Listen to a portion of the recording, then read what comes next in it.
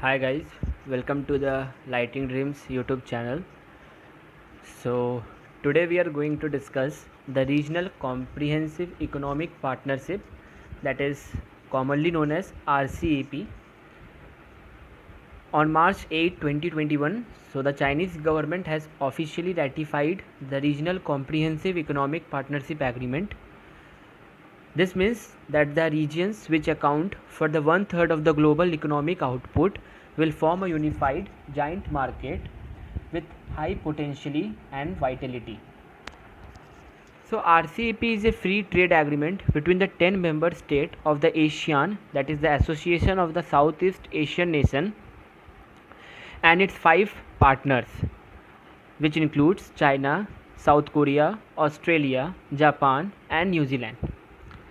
The objective of launching RCEP negotiations is to achieve a modern, comprehensive, high quality and mutually beneficial economic partnership agreement that will cover trade in goods, trade in services, investment, economic and technical cooperation, intellectual property, competition, electronic commerce, dispute settlement and other issues.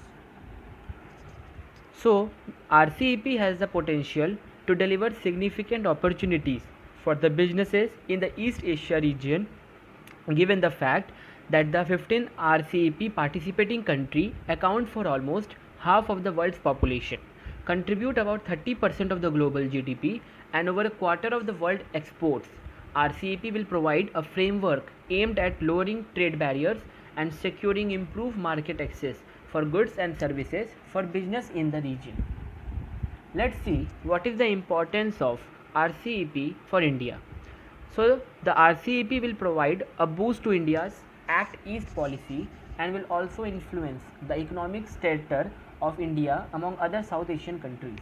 India's trade with RCEP group of countries as a percentage of its total trade has increased over the past decade. The greater economic integration with the countries of Southeast Asia and East Asia achieved through RCEP, India will have access to vast regional markets of this country, thereby helping its economy.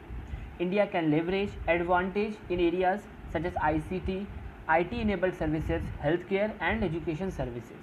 RCEP would help in expanding into this market along attracting greater FDI into these areas. Let's see what are the concerns of India. Opening its market for cheaper goods from countries like China and South Korea. So India has a trade deficit with as many as 11 of the RCEP countries, and it is the only one among them that isn't negotiating a bilateral or multilateral free trade agreement with China at present.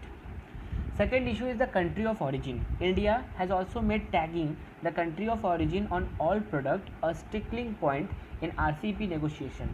India wants strict rules of origin to prevent Chinese goods from flooding the country through member countries that may have lower or no duty level. Chinese garments are making their way into India through the duty-free route under the Southeast Free Trade Pact and the duty-free quota-free window from Afghanistan and Bangladesh. India has expressed its reservation over the inclusion of e-commerce in the RCEP talks. The RCEP draft is opposed to data localization, while India fears the monopoly power of digital giants, which includes the likes of Tencent and Alibaba. India has been insisting that any adoption of an agreement on trade in goods cannot be adopted without simultaneously adopting agreement on services and investment, and any agreement on trade in goods without simultaneous agreement on service and trade investment will only harm India's interest. So the Asian countries are keen to have India as part of the partnership and have made India a concessional offer of opening up to only about 83% of its market as compared to the original 92% that the agreement stipulated. India has achieved some success regarding some of its concerns, such as getting the other RCEP country to liberalize their service market and allow for a more free movement of service sector professionals. At least 13 countries including Australia, Japan and New Zealand have opposed India's proposal for strict criteria to determine the source country of a product, that is the country of origin. Thanks.